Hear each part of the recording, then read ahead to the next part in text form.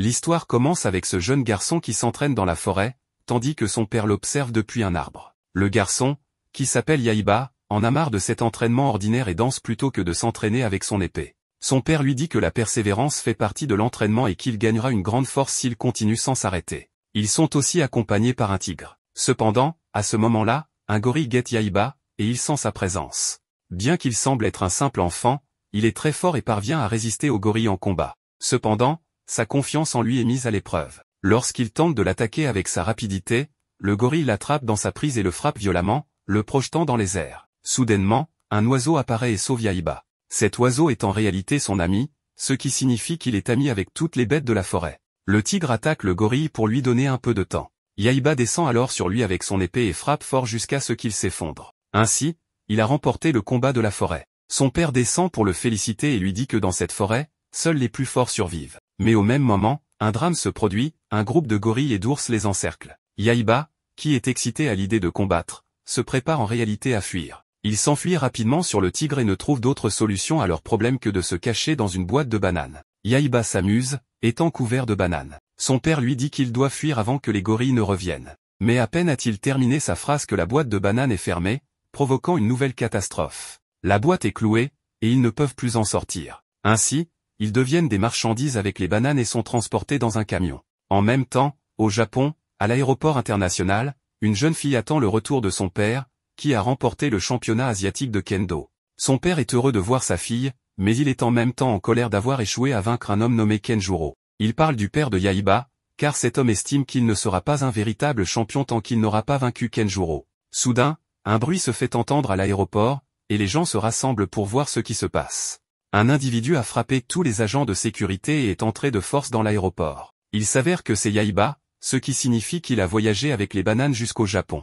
Raizo se sent menacé par Yaiba, qui le voit comme un homme fort et est excité à l'idée de se battre contre lui. Cependant, sa fille l'interrompt et lui demande qui il est. Yaiba lui répond avec fierté, « Je suis Kurogane Yaiba, un samouraï exceptionnel ». Le père de la jeune fille est surpris d'entendre ce nom, mais Yaiba est étonné par l'apparence de la fille. Il n'a jamais rencontré de femme dans sa vie, ne connaissant que les animaux. Il lui demande alors ce qu'elle est. Gênée par sa question, elle lui répond qu'elle est une fille et que son nom est Sayaka. Yaiba est ravi de rencontrer une fille pour la première fois de sa vie et ne perd pas l'occasion de découvrir ce qu'est une fille dans cette vie. Il commence à explorer son corps de manière assez intrusive. Notre héros est le plus stupide que j'ai jamais vu. Cependant, il pousse ses comportements stupides à un point où il tente de soulever la jupe de la fille, ce qui l'a fait le frapper violemment sur la tête, faisant apparaître une bulle de douleur au-dessus de lui. Il est choqué de découvrir que les filles sont encore plus effrayantes que les animaux de la forêt. À ce moment-là, le père de Yaiba apparaît et s'enfuit avec le tigre. Il rencontre alors le père de Sayaka, nommé Raizo,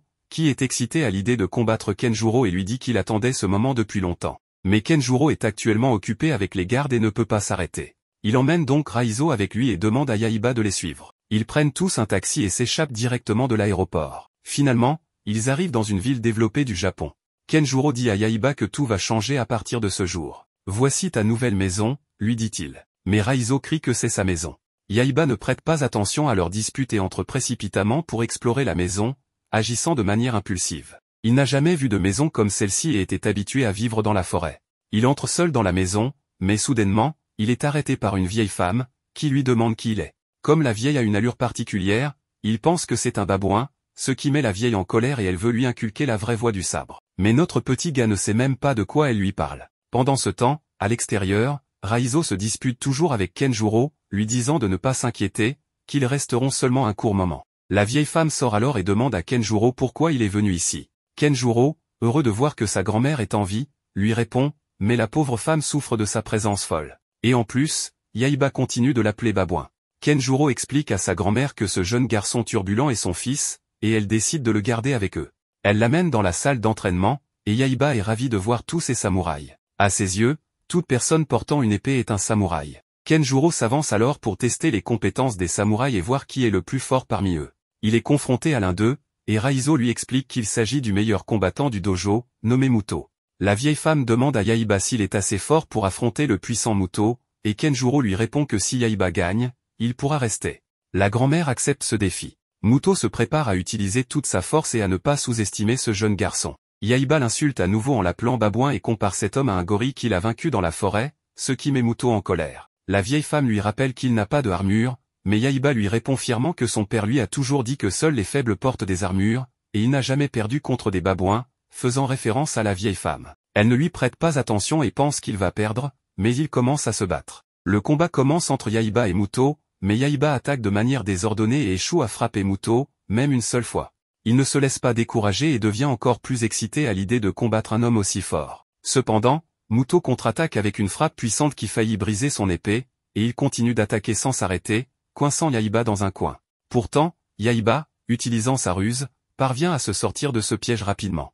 Muto se moque de lui en lui disant « Tu te crois dans la forêt, petit ?» Mais cette moquerie est en réalité bénéfique pour Yaiba, car elle lui rappelle une astuce qu'il utilisait pour tromper les animaux de la forêt. Il décide d'utiliser la même technique et tourne le dos à Muto. La vieille femme pense que Yaiba a abandonné et ordonne à Muto de profiter de l'occasion pour le finir. Muto, avec sa stupidité, se lance dans une attaque imprudente, mais Yaiba, se concentrant sur les mouvements de son adversaire, réussit à le tromper et à esquiver son attaque dans la dernière seconde. Il frappe ensuite Muto avec une attaque si puissante qu'il brise son épée et la colle au plafond.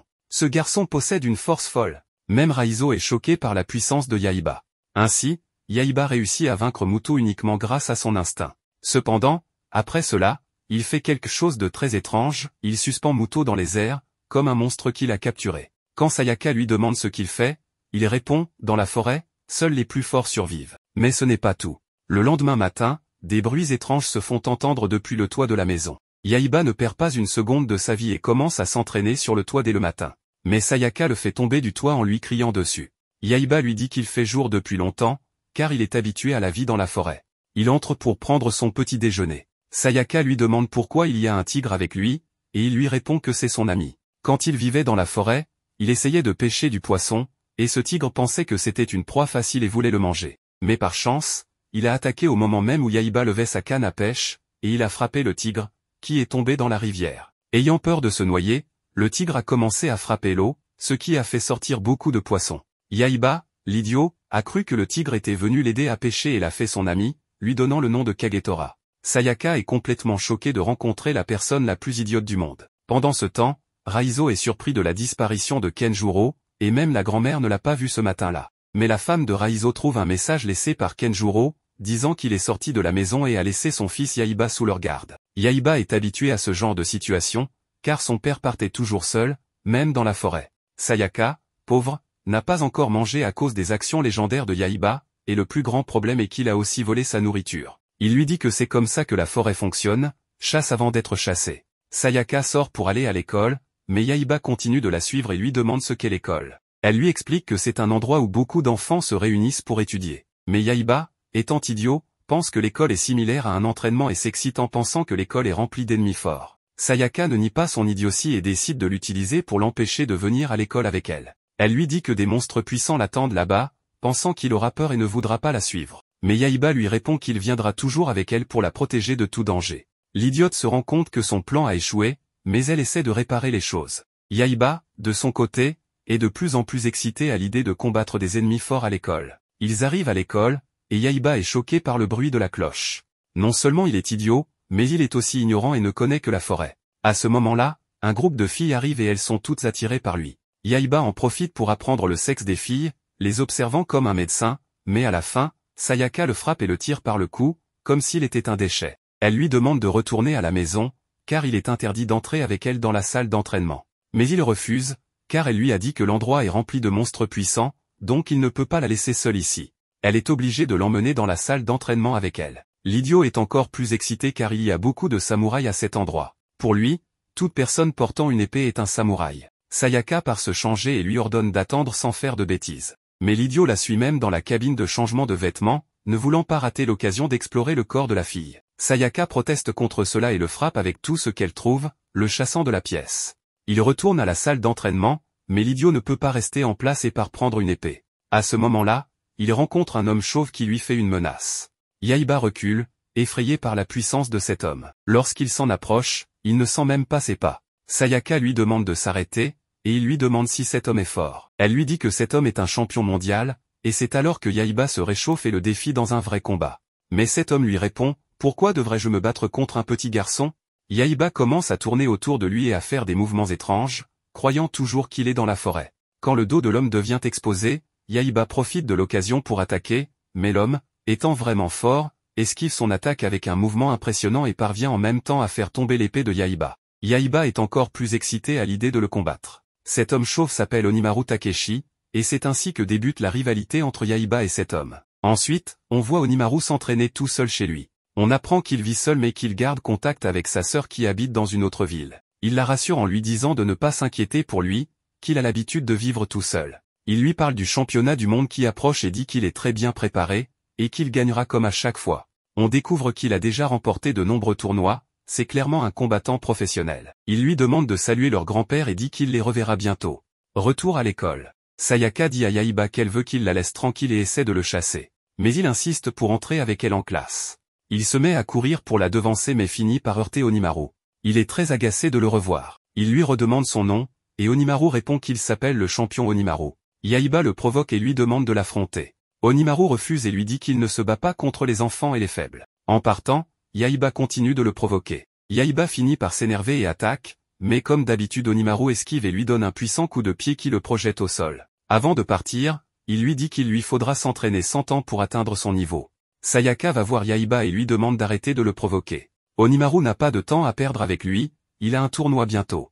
Elle dit qu'il n'a pas le temps pour un gamin idiot comme lui. Yaiba, lui, se met à rire. On sent qu'il a une idée derrière la tête pour forcer Onimaru à l'affronter. On voit ensuite Sayaka au dojo, elle s'étonne de ne pas voir Yaiba avec elle comme d'habitude. Elle ne sait pas où il est et pense qu'il prépare un sale coup. De son côté, Onimaru est énervé, il ne retrouve plus son équipement d'entraînement. Ses camarades lui disent avoir vu ses affaires éparpillées dans toute l'école. Il trouve alors un message de Yaiba qui lui avoue être responsable, en plus de l'insulter. Onimaru se met en colère et dit que ce garçon ne lâchera jamais l'affaire. Il promet que s'il le voit, il lui transformera la tête en frites croustillantes. Il part récupérer son matériel. Il trouve la première pièce, mais elle est attachée à une corde reliée à un seau d'eau qui doit lui tomber sur la tête. Heureusement, il remarque le piège à temps et l'évite. Il dit que les pièges débiles de Yaiba ne marcheront pas sur lui. Il continue à chercher et trouve la deuxième pièce. Alors qu'il court pour la ramasser, Yaiba lui a encore tendu un piège.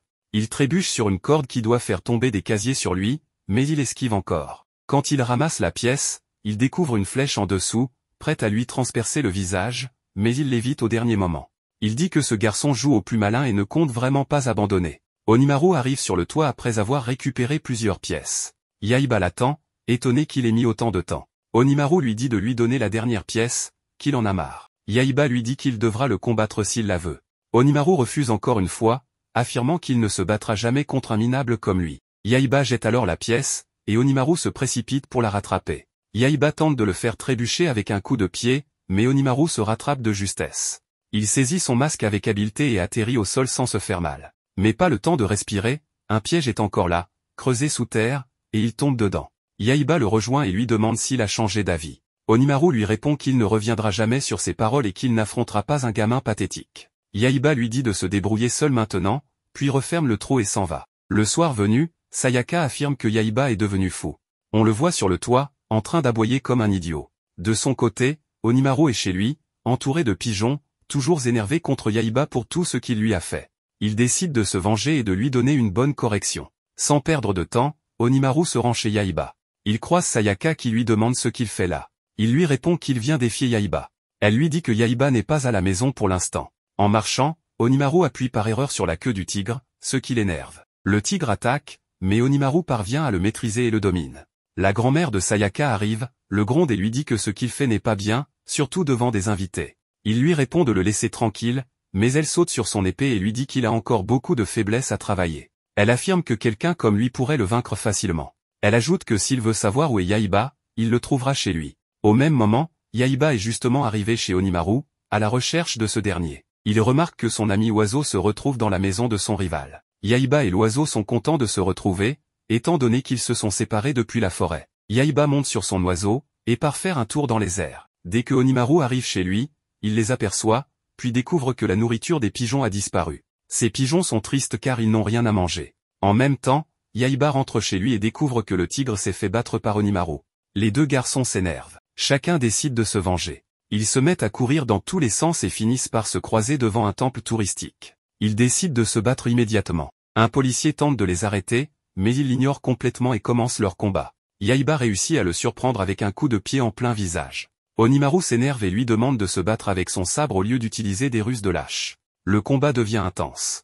Ils se battent violemment dans le temple. Chacun utilise toute sa force. Leur puissance est telle que le temple commence à s'effondrer complètement sur les visiteurs. Les deux combattants, concentrés uniquement sur leur duel, ignorent les dégâts qu'ils causent. Après avoir détruit le temple, ils poursuivent le combat dans la rue. Ils montent sur un bus et continuent de se battre comme si de rien n'était. Yaiba saute sur un camion chargé de bois, saisit les planches une par une et les lance sur Onimaru. Ce dernier casse toutes les planches, mais découvre ensuite que Yaiba a disparu. Il réapparaît derrière lui, debout sur un morceau de bois brisé, et attaque avec un puissant coup de sabre. Onimaru anticipe l'attaque et part le coup. Yaiba semble entrer dans une rage folle, comme s'il devenait un zombie. Il mord Onimaru à la tête. Onimaru explose de colère et frappe au hasard. Yaiba esquive son attaque, puis lui écrase un sabre en bois sur le visage. Onimaru s'effondre. Yaiba saute de joie, convaincu d'avoir enfin gagné. Il bondit partout comme un singe jusqu'à ce qu'il percute un panneau publicitaire dans la rue. De retour à la maison, Sayaka le soigne. Sa grand-mère arrive, constate l'état de Yaiba et lui dit qu'il a mené un combat très violent. Elle l'accuse d'avoir triché en mordant Onimaru. Yaiba répond que seule la victoire compte. Elle lui reproche son manque de loyauté. Yaiba se souvient alors qu'Onimaru lui avait demandé un combat loyal, uniquement au sabre. Il promet qu'il gagnera le prochain combat avec honneur. Il grimpe sur le toit de la maison et appelle le tigre et l'oiseau pour s'entraîner. Il ferme les yeux et leur demande de l'attaquer afin qu'ils puissent anticiper leurs mouvements. Sayaka est étonnée par cette méthode d'entraînement. Sa grand-mère lui explique que cette technique s'appelle Shingan et qu'elle permet de développer les sens et la perception pendant un combat.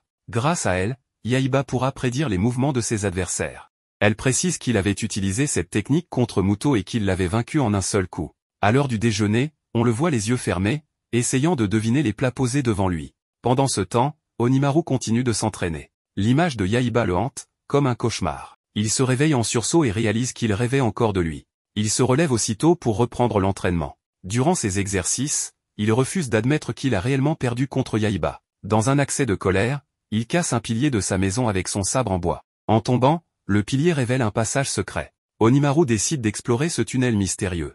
Il découvre une salle remplie de statues étranges. Au centre se trouve une statue imposante et un sabre au design particulier. Il comprend que la statue représente le roi du vent et que ce sabre lui appartenait autrefois. Il entend une voix lui dire qu'il est l'héritier légitime du roi du vent et qu'il doit prendre ce sabre immédiatement. La voix lui promet qu'en le saisissant, il obtiendra une puissance immense. Ce sabre est présenté comme le plus grand sabre de samouraï de l'histoire. Onimaru, rempli de joie, s'empare du sabre, convaincu que c'est sa chance de vaincre Yaiba au prochain combat. Une énorme énergie magique s'échappe du sabre. Le sol tremble. Son apparence commence à changer. Il se transforme peu à peu en démon, des cornes poussent sur sa tête. Le sabre du roi du vent a-t-il réveillé un côté obscur en lui? Est-il devenu un véritable méchant? Réussira-t-il à vaincre Yaiba? Dans une ambiance sombre, Onimaru sortit du sous-sol, avec un sourire assez glauque sur le visage. Il est content d'avoir mis la main sur l'épée du vent. Non seulement chaque mouvement pouvait être accompagné d'une aura d'épée tempétueuse, mais sa puissance dépassait l'entendement humain.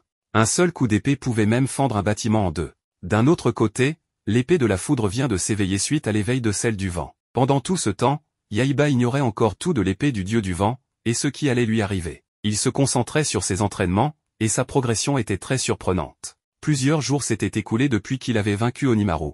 Pendant ces jours, il n'avait pas revu son adversaire à l'école. Jusqu'à ce qu'Onimaru réapparaisse, transformé en véritable démon, avec 2 cornes sur la tête. Il crie alors à Yaiba de venir se battre. Ravi de cette proposition, Yaiba grimpe sur le bord de la fenêtre et s'élance sur Onimaru.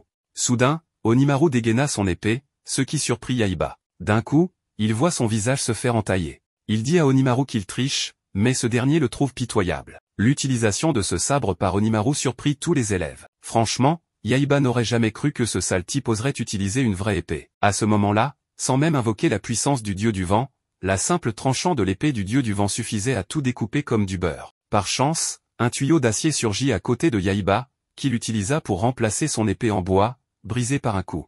Aux yeux d'Onimaru, cela semblait ridicule, comment un simple tuyau d'acier pourrait-il bloquer l'épée du dieu du vent? La seconde suivante, un coup d'épée, si rapide que l'œil nu ne pouvait le suivre, fondit sur lui. Heureusement, Yaiba ne tenta pas de parer directement avec le tuyau, mais esquiva instinctivement le coup. Cependant, continuer ainsi n'était pas une solution, car il ne pouvait absolument pas discerner les mouvements de l'épée de son adversaire. Si je ne peux pas voir, alors je ressentirai avec mon esprit. Face à un ennemi aussi puissant, Yaiba ferma volontairement les yeux. En réalité, ces derniers jours, il s'était entraîné intensément à développer ce qu'on appelle l'œil du cœur, une technique permettant de ressentir l'aura de l'ennemi, de prédire son prochain mouvement et d'agir en conséquence. Les épéistes maîtrisant cette technique créent une sorte de barrière mentale. Dans cette zone, ils peuvent percevoir toute attaque ou tentative d'embuscade. Et le talent de Yaiba était indéniable. Non seulement il pouvait anticiper les attaques, mais il parvenait aussi à parer chaque coup de l'épée du dieu du vent avec l'angle parfait, tout en protégeant son arme improvisée de la destruction. En un instant, il réussit même à repousser Onimaru, qui tenait pourtant l'arme légendaire. Mais à ce stade, il avait atteint ses limites. Onimaru commença alors à invoquer la véritable puissance de l'épée du dieu du vent. Malgré la distance qui les séparait, Yaiba ressentit une menace mortelle. La seconde suivante, une tempête déchaînée jaillit de la lame. Yaiba, incapable de réagir, fut projeté contre le mur derrière lui. Plutôt que de l'achever immédiatement, Onimaru lui ordonna de ramasser son tuyau et de continuer le combat. Après avoir encaissé cette attaque, Yaiba comprit que la force qu'il venait de subir était celle du vent. La seule chose qu'il pouvait faire était de trancher ce vent de toutes ses forces. Mais lorsqu'il tenta de frapper la lame de vent, il ressentit une profonde impuissance. La tempête plia facilement son tuyau d'acier, et Yaiba fut de nouveau projeté en arrière. Les élèves commencent à craindre pour la vie du garçon, se demandant où sont passés les profs. Alors qu'Onimaru compte en finir avec une puissante attaque, Sayaka l'arrête, disant que le combat est terminé, mais il lui dit de se taire et de vite partir. Pour faire passer le message, Onimaru attaque ses camarades avec un coup de vent. Yaiba, déterminé, répondit « Je n'ai peur de rien ». Pour mettre un point final à Yaiba, Onimaru lui balance une puissante attaque de vent, qui découpe en deux le bâtiment, mais Yaiba parvient à s'échapper grâce à son ami oiseau. Après avoir échappé de justesse à la mort, Yaiba ne ressentait aucune gratitude. Au fond de lui, il n'éprouvait que de la frustration face à sa propre faiblesse. Il savait qu'avec sa force actuelle, il ne pouvait pas vaincre Onimaru. Sayaka et les autres, inquiets, observaient la scène. À ce moment, Kenjuro, qui avait disparu, réapparut soudainement. Il félicita son fils, « Tu as beaucoup progressé cette fois-ci ». Ce n'est qu'après avoir raconté les événements de la journée que Yaiba apprit de son père que l'épée brandie par Onimaru était l'épée du dieu du vent, une arme légendaire. Et pour contrer cette épée, il fallait trouver l'épée du dieu du tonnerre, une arme de même rang. Cette épée divine maîtrise la puissance de la foudre. On dit que celui qui la tient peut invoquer des nuages sombres couvrant le ciel, et que la foudre obéit aux ordres de l'épéiste. Cependant, soulever ne serait ce que l'épée du dieu du tonnerre demande des années d'entraînement. Mais Yaiba n'en avait cure. Puisqu'il savait maintenant comment vaincre Onimaru, il était déterminé à obtenir cette épée. Voyant l'obstination de son fils, Kenjuro n'eut d'autre choix que de révéler l'emplacement de l'épée du dieu du tonnerre. Selon lui, l'épée se trouvait au mont Tengu, gardée par un vieil homme nommé Miyamoto. Sayaka, surprise, s'exclama, le mont Tengu ? Mais c'est juste ici, dans la ville. Avant qu'elle ne puisse en dire plus, elle remarqua le sourire malicieux de Yaiba. Le lendemain, comme prévu, Sayaka fut forcé de l'accompagner. Yaiba ignorait où se trouvait le mont Tengu, alors il demanda à Sayaka de le guider. Le mont Tengu n'était pas loin. Les deux y arrivèrent rapidement. Mais Sayaka restait sceptique, se demandant si quelqu'un vit dans une forêt aussi dense et isolée. Ce qu'ils ignoraient, c'est qu'un vieil homme, caché dans les arbres, observait chacun de leurs mouvements. À l'heure du déjeuner, Yaiba chassa un sanglier. Pour un garçon élevé dans la forêt, c'était une tâche banale. Mais l'odeur du sanglier rôti attira le vieil homme. Profitant d'un moment d'inattention de Yaiba, il vola le sanglier et le dévora en moins de 2 secondes et demie. Sayaka, se souvenant de quelque chose, murmura « Et si cet homme était le Miyamoto dont parlait Kenjuro ?» Sans perdre de temps, Yaiba demanda au vieil homme où se trouvait l'épée du dieu du tonnerre. À leur grande surprise, après avoir compris leurs intentions, le vieil homme les conduisit volontairement à son dojo. Il n'avait jamais caché l'emplacement de l'épée du dieu du tonnerre. Au cours des 400 dernières années, de nombreux épéistes étaient venus défier Miyamoto Musashi pour s'emparer de l'épée. Tous, sans exception, avaient échoué. Cette épée ne pouvait être maniée que par le guerrier légendaire de la prophétie. Miyamoto ne croyait pas qu'un gamin comme Yaiba puisse soulever l'épée du dieu du tonnerre. Sayaka, quant à elle, aperçut l'épée divine, plantée dans une falaise. Elle s'approcha, pensant qu'il suffirait de la prendre pour rentrer chez elle. Mais au moment où elle toucha la poignée, un éclair terrifiant s'abattit du ciel. Miyamoto éclata de rire, ceux qui osent toucher cette épée sans respect sont foudroyés par le ciel. Partez, maintenant. Mais il ne remarqua pas que, pendant leur conversation, Yaiba s'était approché de l'épée. Étrangement, il ne fut pas frappé par la foudre comme Sayaka. Au contraire, avec un léger effort, il parvint à retirer l'épée. Miyamoto, stupéfait, savait que même lui n'avait jamais réussi à extraire l'épée du dieu du tonnerre. Est-ce possible que ce gamin soit le guerrier légendaire que j'attends depuis 400 ans? Et si c'est le cas, ce monde est fini. Plus personne ne pourra arrêter le démon.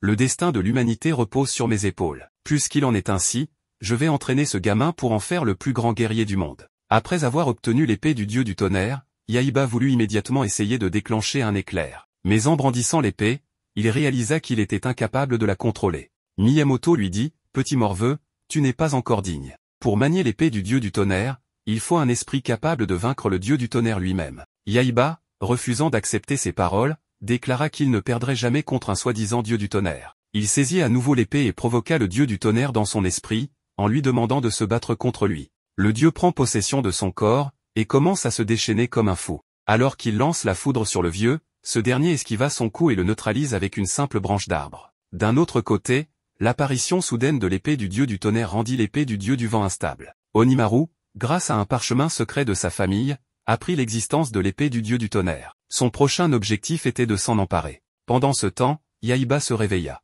Il venait de provoquer le dieu du tonnerre, mais son esprit n'était pas assez fort pour résister à l'épée, qu'il avait submergée. La transformation démoniaque d'Onimaru était due à ses émotions négatives, amplifiées à l'extrême par l'épée du dieu du vent, le rendant incontrôlable. Même avec l'épée du dieu du tonnerre en main, Yahiba n'était pas encore capable de vaincre Onimaru. Mais Yahiba se moquait de ces détails. Tout ce qu'il voulait, c'était triompher du dieu du tonnerre, puis battre Onimaru. On voit ensuite Onimaru exécuter une incantation pour invoquer les 8 démons serviteurs du roi du vent. Lorsqu'ils apparaissent, il leur demande de l'aider à retrouver l'épée du roi du tonnerre. Les 8 démons invoquent à leur tour leurs propres serviteurs et se divisent en groupes pour fouiller différents endroits à la recherche de l'épée. Onimaru les avertit que s'ils échouent, il les éliminera tous. On revient alors à Yahiba, qui s'entraîne avec Miyamoto. Son premier exercice est de marcher sur l'eau, mais dès qu'il essaie, il tombe immédiatement. Le vieux rit de lui, ce qui énerve Yahiba, qui s'exclame « T'es débile ou quoi? Personne ne peut marcher sur l'eau ». Miyamoto lui répond que c'est possible s'il allège son corps et son esprit pour qu'il devienne aussi léger que le vent. Il lui montre l'exemple en marchant avec agilité et rapidité sur l'eau sans tomber. Yahiba lui demande s'il pourra un jour atteindre ce niveau, et Miyamoto lui dit que oui, s'il se concentre. Yahiba réessaie, mais échoue encore. Sayaka, agacée, décide d'aller préparer le dîner pour se rendre utile. Pendant ce temps, au Parlement de Tokyo, en pleine réunion ministérielle, la porte est brisée par Onimaru et son armée de démons. Il déclare qu'il est leur nouveau dirigeant et qu'ils doivent tous se soumettre à lui. La police, pensant qu'il est fou, lui tire dessus, mais il bloque les balles avec son bouclier, puis utilise son épée pour dévaster tout le Parlement. De retour à Yahiba, on voit qu'il a échoué à son premier entraînement. Miyamoto lui dit qu'il manque de patience et qu'il est aussi impulsif que son père, Kenjuro. Yahiba lui demande si son père était vraiment fort, et Miyamoto lui répond que c'était le plus grand samouraï, un génie de l'épée, doté d'une compétence qui n'apparaît qu'une fois tous les 100 ans. Mais il avait un gros défaut, il n'écoutait jamais personne et faisait toujours ce qu'il voulait. Ensuite, Miyamoto fabrique un fourreau pour l'épée du roi du tonnerre. Il conseille à Yahiba de ne pas laisser ses muscles agir avant son cerveau, et de toujours réfléchir avant de prendre une décision. Il ajoute qu'ils ne mangeront pas tant que Yahiba n'aura pas réussi à marcher sur l'eau. Sayaka, qui prépare le dîner, entend quelqu'un appeler dehors. Elle sort et voit une jolie fille accompagnée de l'un des 8 démons invoqués par Onimaru. Il lui demande poliment si elle connaît quelque chose sur l'épée du roi du tonnerre. Ils ne révèlent rien sur eux-mêmes. Sayaka, en toute confiance, leur dit que Yahiba est en entraînement avec Miyamoto et qu'ils viendront bientôt manger. Elle les invite à patienter à l'intérieur. Quand Yahiba et Miyamoto arrivent, Sayaka dit à Miyamoto que la jolie fille demandait après lui. Miyamoto rougit dès qu'il la voit. Mais le démon masqué, dès qu'il voit l'épée avec Yahiba, l'attaque avec sa langue et le projette. Il lui ordonne de lui remettre l'épée. Il se présente ensuite comme 2 des 8 démons, le démon tortue s'appelle Giroda, et la démone s'appelle Julius. Yahiba et Sayaka éclatent de rire à cause de leurs noms étranges et de leur apparence bizarre. Les démons, vexés, invoquent leurs sbires. Sayaka, voyant leur nombre augmenter, dit à Yahiba d'arrêter de rire car la situation devient sérieuse. Mais Yahiba continue de rire comme un idiot, puis se jette dans la bataille en riant. Étonnamment, malgré son rire, il frappe ses ennemis un par un. On découvre que c'est une technique du rire, qui sert à provoquer et déconcentrer ses adversaires pour mieux les vaincre. Miyamoto est impressionné par les nombreuses techniques de combat que Yahiba maîtrise. Il dit que c'est exactement le genre de samouraï légendaire qu'il recherchait. La démone Julius, furieuse, attaque Yahiba, mais Miyamoto intervient à temps pour le sauver et lui dit d'arrêter de rire bêtement et de se concentrer sur le combat. Pendant ce temps, un groupe de démons entoure Sayaka pour l'attaquer. Elle les avertit de ne pas la sous-estimer parce qu'elle est une fille, car elle maîtrise aussi de puissantes techniques de combat. L'un des démons la saisit, mais elle se met en colère, et lui donne une raclée mémorable. Le démon Geroda attrape Yahiba par les jambes, le traîne au sol et lui brise son épée en bois. Il tente alors de lui arracher de force l'épée du roi du tonnerre, forçant Yahiba à la sortir de son fourreau. Malheureusement, dès que l'épée est dégainée, on voit Yahiba commencer à se transformer, des éclairs et du tonnerre jaillissent de l'arme. Miyamoto court vers lui et lui assène un coup sur la tête pour qu'il perde connaissance. Mais cette fois, Yahiba se relève de nouveau, attaque avec l'épée du roi du tonnerre et donne un coup si puissant qu'il met littéralement le feu à la maison de Miyamoto. Il se met ensuite à attaquer tout ce qui se trouve autour de lui, sans faire aucune distinction. On le voit totalement hors de contrôle, enragé, s'attaquant au démon Geroda pour le tuer. Heureusement, Miyamoto intervient à la dernière seconde et bloque son coup. Il dit alors au démon, faisons une trêve pour l'instant, le temps de ramener Yaiba à son état normal. Si on l'affronte sous cette forme, on ne pourra rien faire, il nous éliminera tous. Ils coopèrent donc, et un combat intense éclate entre Yaiba, Miyamoto et le démon Geroda. Mais la puissance de Yaiba est telle qu'ils ne peuvent rien faire contre lui. Miyamoto élabore alors un plan, faire diversion pendant que Geroda attire l'attention de Yaiba, puis bondir sur lui d'en haut pour lui asséner un coup assez fort pour le faire s'évanouir. Geroda passe à l'attaque, attrape l'épée de Yaiba avec sa langue, tandis que Miyamoto saute depuis les airs et tente de le frapper violemment. Yaiba anticipe l'attaque et la bloque, mais le choc est si fort que la pierre magique de l'épée du roi du tonnerre se détache et tombe. L'épée perd alors toute sa puissance, et Yaiba retrouve son état normal, sans aucun souvenir de ce qui s'est passé. Miyamoto enlace Geroda, mais tous deux se rappellent qu'ils sont censés être ennemis. Ensuite, Yaiba décide de continuer à combattre les démons. Juste avant d'attaquer Geroda, il se rend compte que la pierre magique a disparu. Il découvre qu'elle est entre les mains de Sayaka. La démone Julius tente de la lui prendre, et finit par réussir. Elle demande à Yaiba de lui remettre l'épée, et ordonne à Geroda de les éliminer. Mais Geroda, reconnaissant envers Miyamoto qu'il a sauvé de la mort, refuse de les attaquer. Julius le traite alors de lâche et tente de le tuer. Yaiba s'interpose, le défend et lui dit de s'enfuir avant qu'il ne soit obligé de le tuer lui-même. Yaiba provoque ensuite Julius en lui disant « Si tu veux l'épée, viens la chercher », et s'enfuit en courant dans la forêt. Elle le poursuit, folle de rage. Dans la forêt, Yaiba affronte plusieurs démons et les élimine tous.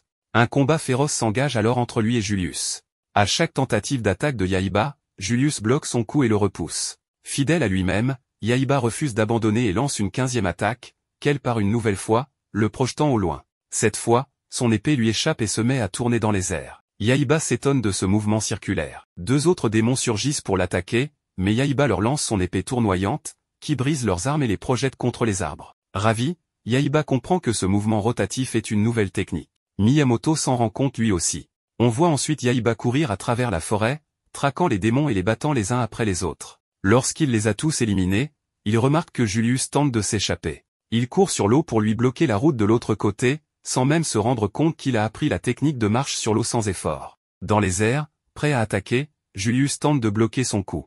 Mais Miyamoto lui crie d'utiliser la technique du cyclone dans son attaque. Yaiba applique la technique et frappe Julius de plein fouet, la coupant littéralement en deux. Il récupère la pierre magique et découvre que Julius, avant de devenir une démone, était en réalité un serpent. Il la menace en lui disant « Si tu reviens, je te ferai griller et je te mangerai ». Le soir, alors qu'ils sont réunis, il regarde le téléphone de Sayaka et voit qu'Onimaru a envahi le Parlement et déclaré vouloir dominer le monde. Ils comprennent que ce genre d'action vient du démon du roi du vent.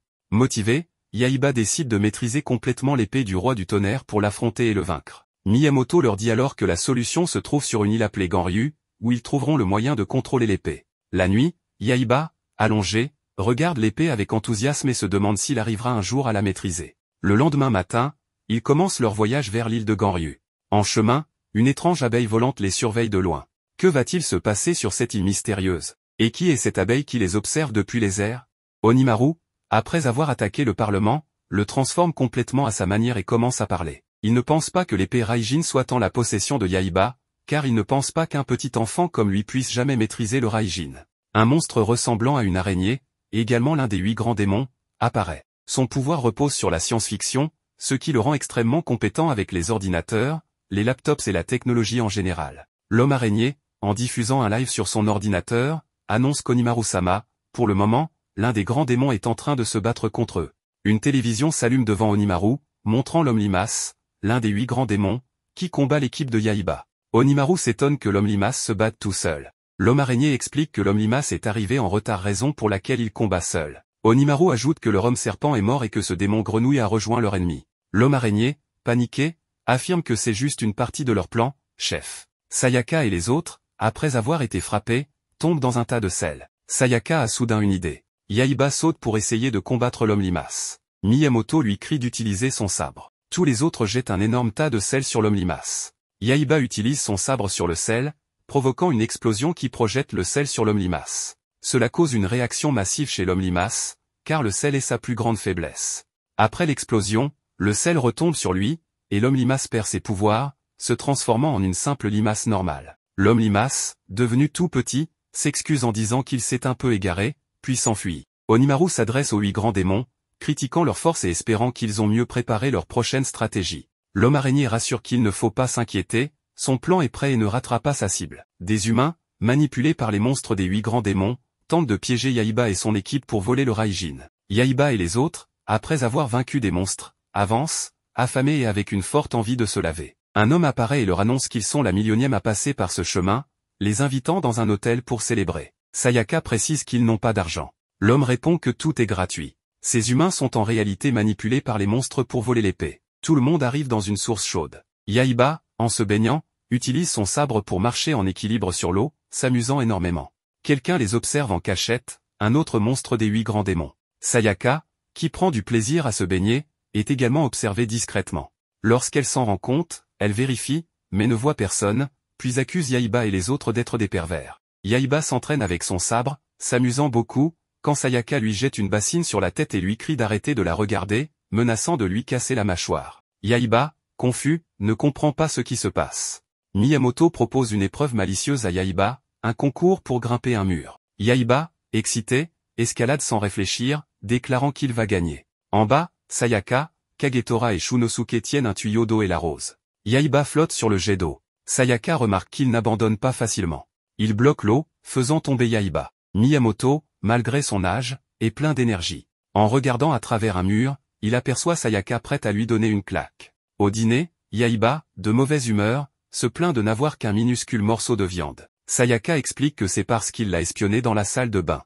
Miyamoto porte une marque rouge de 5 doigts sur la joue, cadeau de Sayaka. 3 monstres des 8 grands démons, l'homme holothurie, l'homme astérie et l'homme menthe, discutent. L'homme holothurie affirme que la fille n'a pas l'épée. L'homme astérie confirme que c'est Yaiba qui l'a, même en se baignant. L'homme menthe taquine l'homme holothurie, disant qu'il a vu Sayaka nue. L'homme holothurie proteste qu'il n'a rien vu. L'homme astérie recentre la discussion sur la manière d'obtenir le Raijin, notant que la technique de Yaiba est simple et efficace. L'homme menthe suggère de trouver un moyen de neutraliser Yaiba sans tout détruire. Les 3 monstres élaborent une stratégie. L'homme astérie annonce qu'ils suivront le plan prévu. Au dîner, le manager organise un concours avec une récompense, un bain dans un bain secret. Yaiba, excité, propose à Sayaka de participer ensemble. La nuit, ils prennent part à un concours appelé la preuve du courage, dans un lieu semblant hanté. L'homme astérie, déguisé, effraie Yaiba et Sayaka, se présentant comme le maître des lieux. Il explique les règles, avancer sans s'arrêter ni reculer, et demande à Yaiba de laisser son épée, car elle est trop dangereuse. Yaiba, mécontent, s'énerve, mais Sayaka admet qu'une épée tranchante est risquée. L'homme astérie pense que Yaiba va laisser le Raijin. Yaiba place l'épée dans l'emplacement prévu, précisant qu'il ne doit pas la sortir. Yaiba et Sayaka avancent. L'homme menthe, déguisé en vieil homme sous une couverture noire, demande de l'aide. Yaiba répond qu'il ne peut pas atteindre ses épaules. L'homme menthe sort ses bras, menaçant de découper Yaiba. Pensant que Yaiba ne peut pas utiliser son épée, l'homme menthe est surpris quand Yaiba le frappe sur la tête avec le fourreau, le mettant hors d'état de nuire. Sayaka reproche à Yaiba de frapper les gens, même avec le fourreau.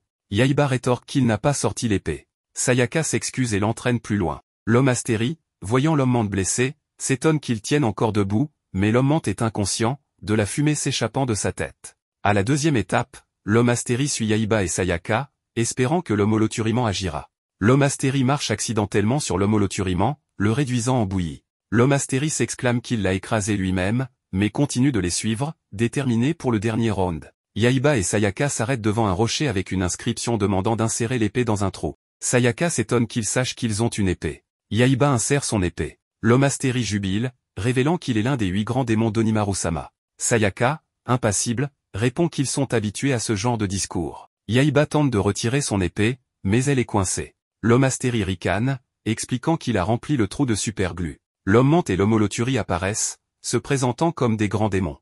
Ensemble, ils déclarent que Yaiba et Sayaka n'ont aucune chance.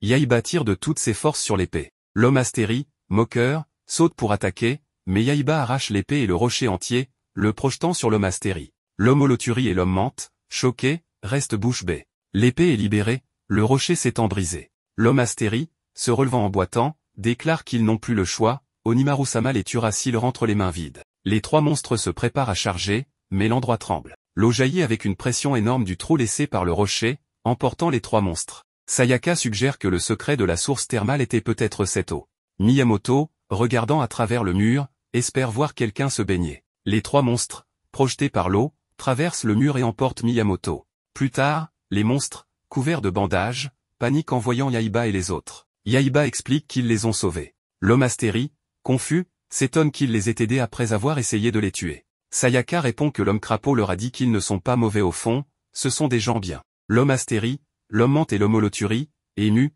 pleure, disant que cela ne sert à rien, Onimaru-sama les tuera s'ils rentrent les mains vides. Le crapaud intervient, suggérant qu'ils n'ont pas besoin d'y retourner, c'est leur vie, ils décident où la vivre. Yaiba ajoute que s'ils font encore des bêtises, il les fera frire et les mangera.